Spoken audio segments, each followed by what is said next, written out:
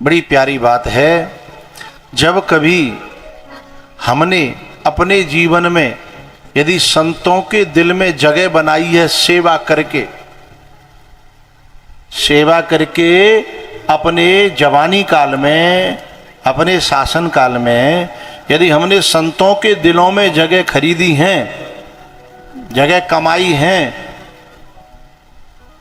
तो जब संकट आएगा तो संतों को निमंत्रण नहीं देना पड़ेगा, संत अपने आप तुम्हारे पास आकर के खड़े हो जाएंगे।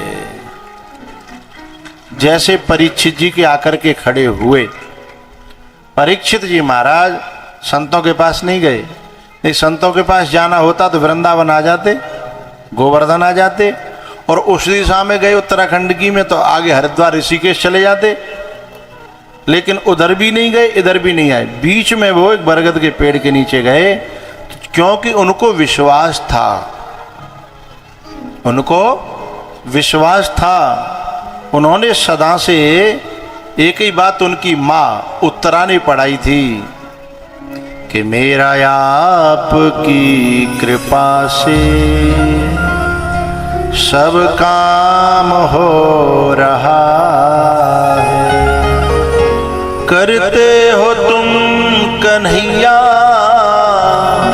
मेरा नाम हो रहा है, मेरा आपकी कृपा से सब काम हो रहा है।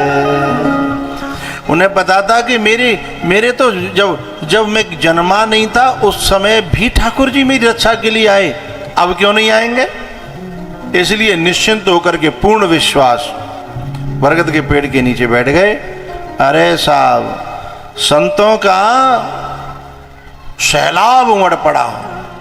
भृगुर वशिष्ठश्च वनश्च गौतमो मेधातिथिर्देवल देवरात। बड़े बड़े संत महात्मा वहां इकट्ठे, योगेश्वर व्यास पराशर,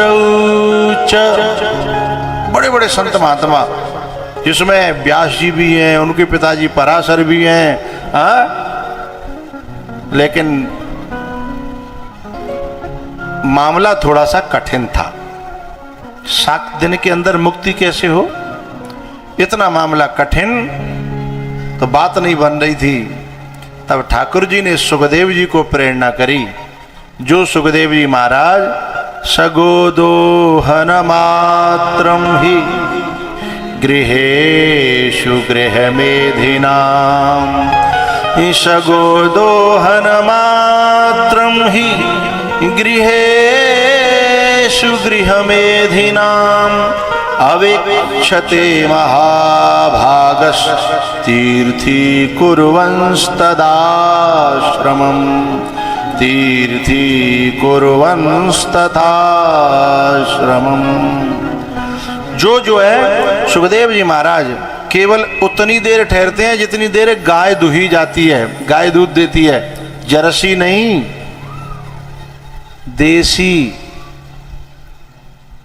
मारवाड़ी हो, थारपारकर हो, साईवाल हो, हैं, इनमें से कोई गाय हो।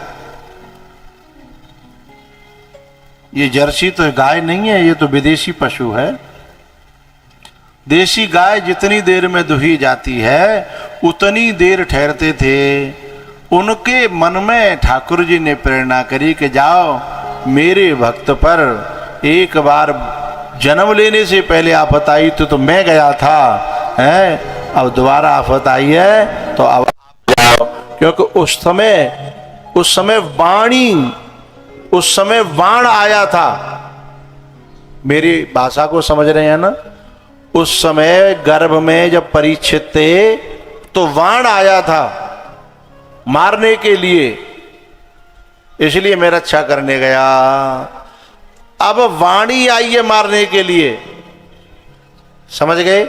वाणी कैसे, श्राप।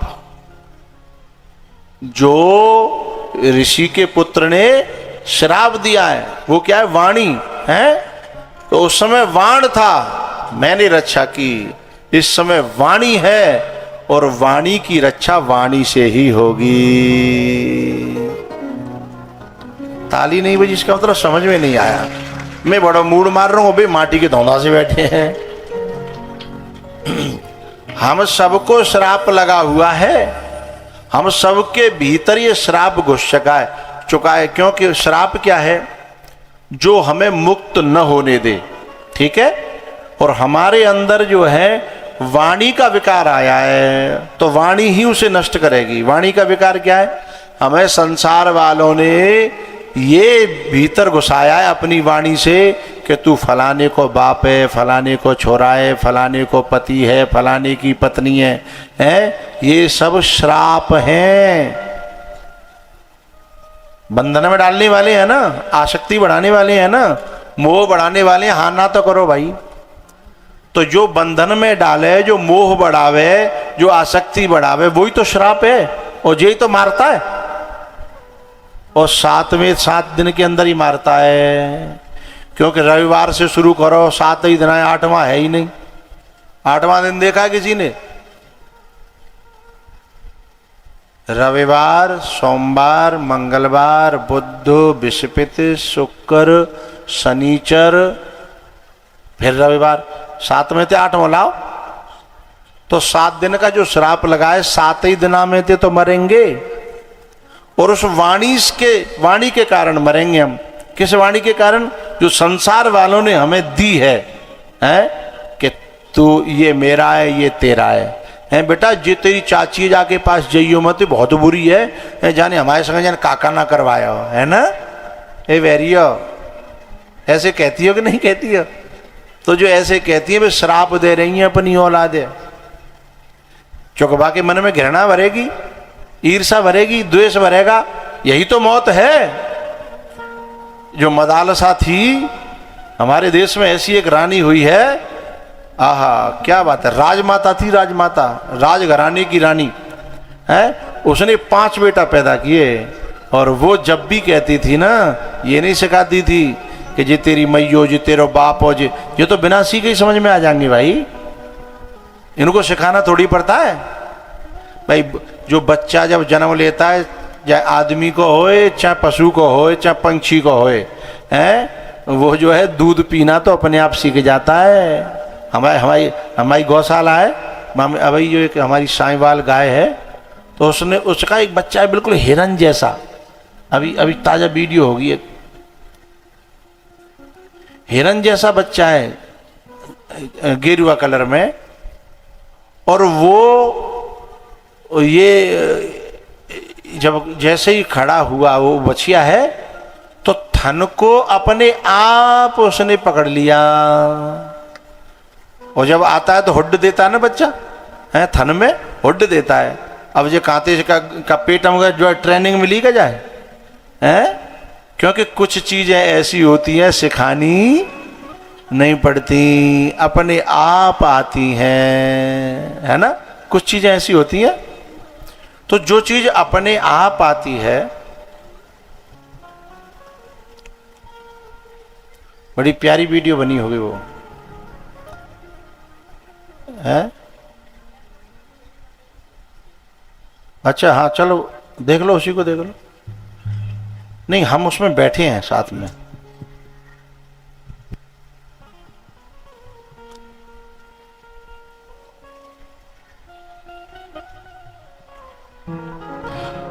तो ये जो मदालसा थी ना, ये अपने बच्चे को सिखाती कि तू शुद्ध है, तू बुद्ध है, तू निर्विकार है?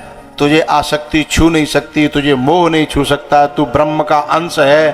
तो ये अवचेतन में चला जाता है, और ये अवचेतन में चला जाता है, सबकॉन्शियस में है, तो जीव जो है स्वयं ब्रह्म हो जाता है। तो बाकी 5 बेटा, 4 सन्यासी है गए, और 5वां जो था वो राजा बने हो। लेकिन राजा बने के बाद में वह भी सन्यासी बना। फिर राजा बने के बाद फिर सन्यासी बना, और 5 के 5 बेटा मुक्त भये। लेकिन मुक्त कायते होता है वाणी से, संसार की वाणी से हम बंधन में आते हैं, और साधु की वाणी से हम बंधन से मुक्त हो जाते हैं।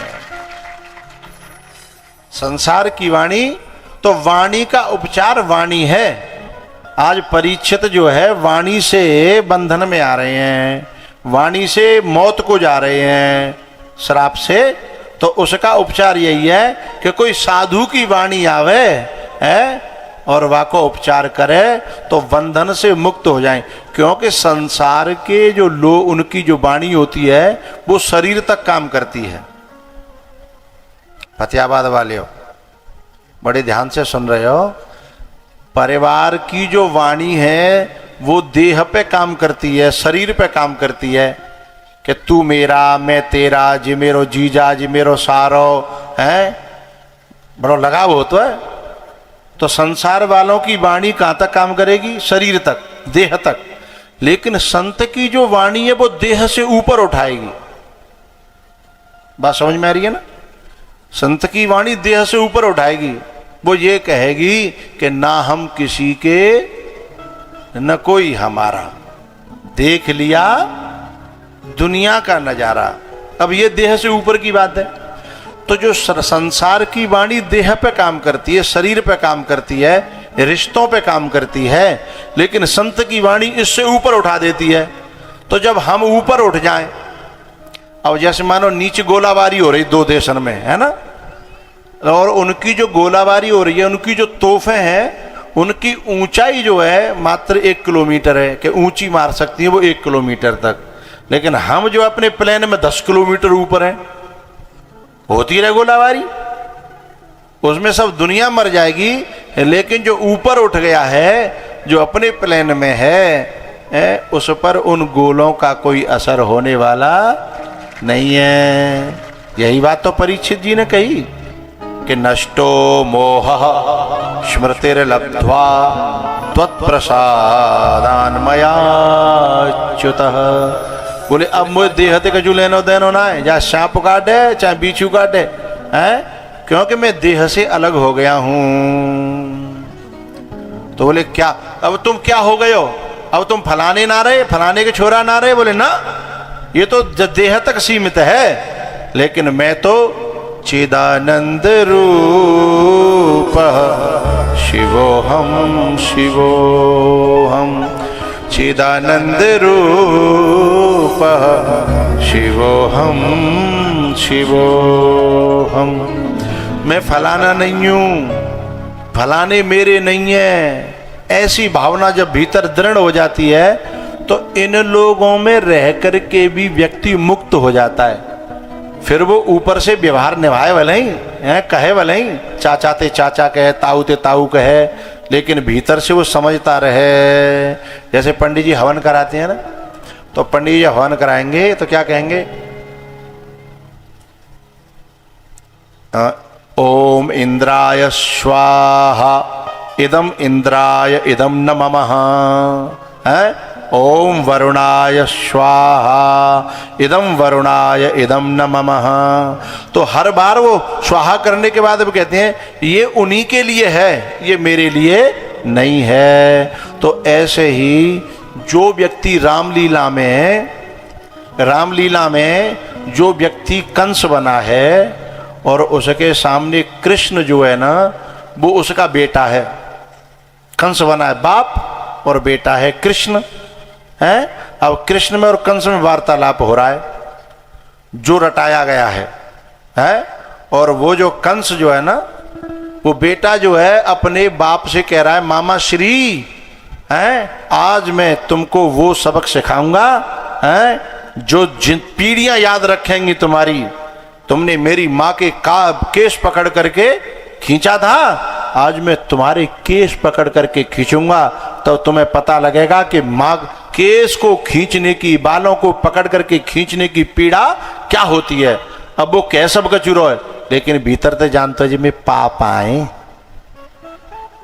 ये कौन है? ये मेरे पापा हैं। ऊपर से सब कुछ कह रहा है ना, लेकिन भीतर से जान रहा है। जैसे भीतर से उसका ज्ञान सजग है हर समय, है? अच्छा, वो जितनी गाली दे रहे हो ना बात समय बा को बाप उतना ही घुस रहे, क्या रोल कर रहा है बेटा, है?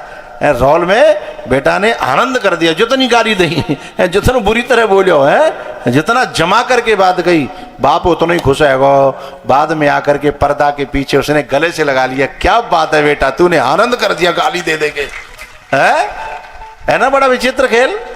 ऐसे ही जब हम संसार में रोल करते हैं ना, जो रोल मिला है हमें, जो किरदार मिला है, उस किरदार को हम बखूबी निभाएं, लेकिन भीतर से याद रखें क्या, कसमी वादे। कोई किसी का नहीं है झूठे, नाते हैं नातों का क्या, कसम वादे प्यार वफा सब बातें हैं बातों का क्या।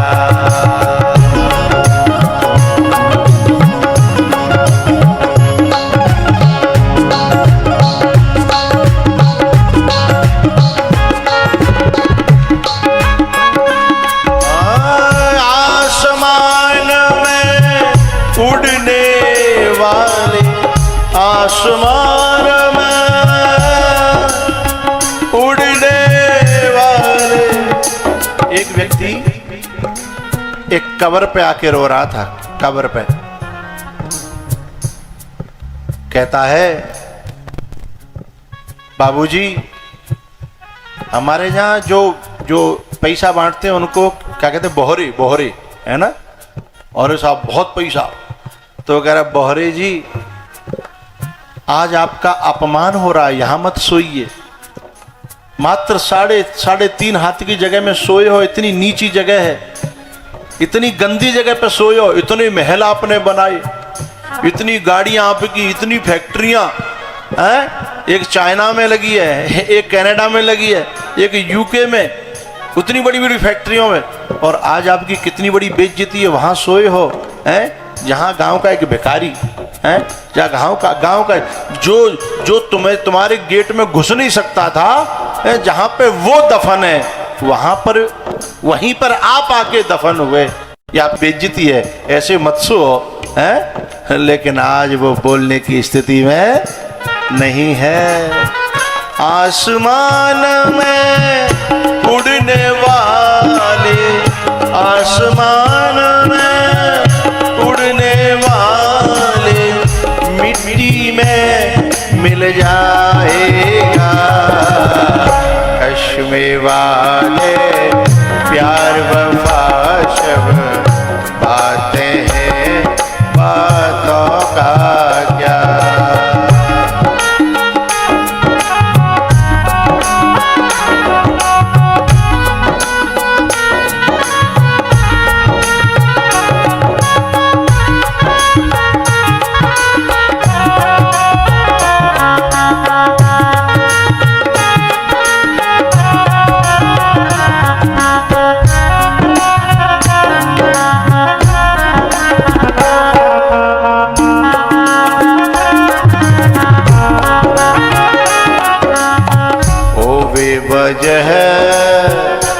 बेवजह उम्र ढोनी पड़ी, बेवजह उम्र ढोनी पड़ी, प्यार कर ले घड़ी दो घड़ी।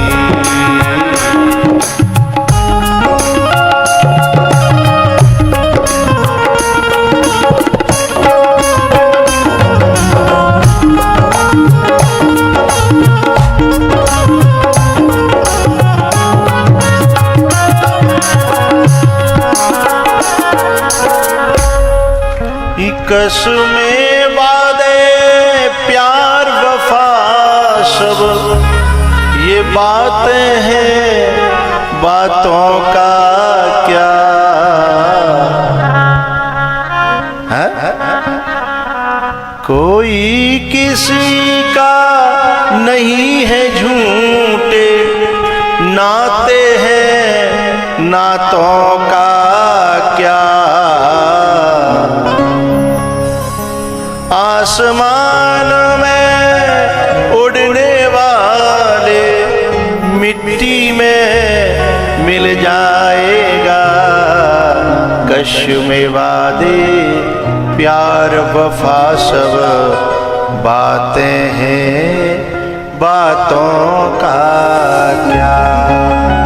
कश में वादे प्यार वफा सब बातें हैं, बातों का क्या।